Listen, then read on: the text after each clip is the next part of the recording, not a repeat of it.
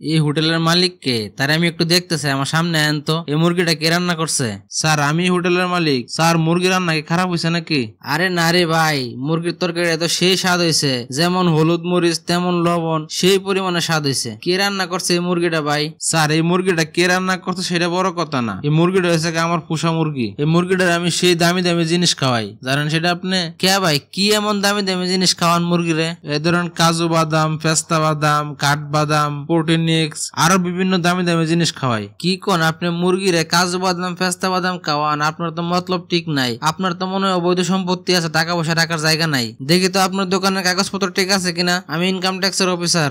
Sir আমার বিপদে ফালায়েন না। আপনি যে খাওয়া দাওয়া করছেন আর টাকা দেওয়া লাগবো না। আর এই যে 3000 টাকা দিলাম আপনি নিয়ে যান, তারপরে স্যার আপনি আমার বিপদে ফালায়েন না। আর ঠিক আছে, আপনার ব্যাপারটা দেখতেছি ভাই, চিন্তা কি করা যায়। তবে এই 3000 টাকা হবে না, আপনি আরো 1000 টাকা দেন। ঠিক আছে স্যার, আপনি শান্ত হয়ে কান, তারপরে আমার বিপদে ফালায়েন না। আমি টাকা দিতেছি আর 1000। সাদা আর একটা কাম হইলো, 4000 টাকা নিয়ে গেল এক পলকে। আচ্ছা যাই হোক, আসপুস করে কি লাভ, যা গেছে তো গেছেই।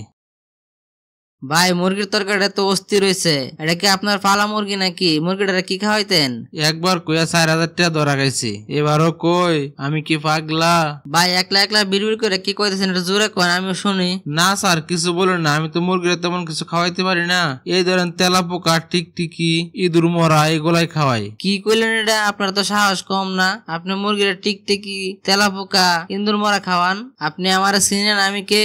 আমি কে আর বাসা চাকরি করি? আপনার এই কথা যদি আমি উপর লেভেল অফিসাররা জানাই তাহলে কি হবে আপনি জানেন? আপনি মুরগি তো দূরের কথা, আপনি তো কবুতর পালতে পারবেন না। আর এই দোকান তালা মাইরা বাড়ি যাওয়া লাগবো।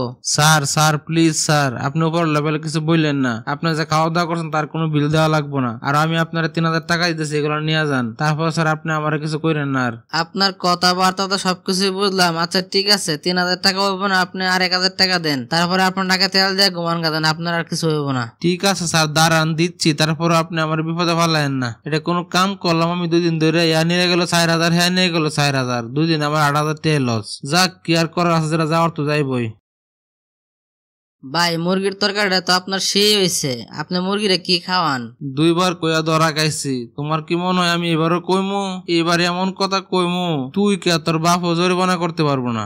ভাই একলা একলা কি বলতেছেন পাগলের মতন? একটু জোরে কোন, আমি শুনি। আমি তো শুনতে পাইতেছি না কোনো কিছু। আমি একদমই কিছু বলতে পারবো না স্যার। আমি প্রতিদিন সকালবেলা ওইটা এরা প্রত্যেকের 10 টাকা করে দেই। হেরা কই যা কি করে কি কিনা হেরাই জানে। হ্যাঁ আপনি এটা কি শুনালেন আমার? আমি তো সব কথা আমার জীবনও শুনি নাই। কি দর্শক বন্ধুরা, আপনারা কি শুনছেন নাকি কোনোদিন এসব কথা?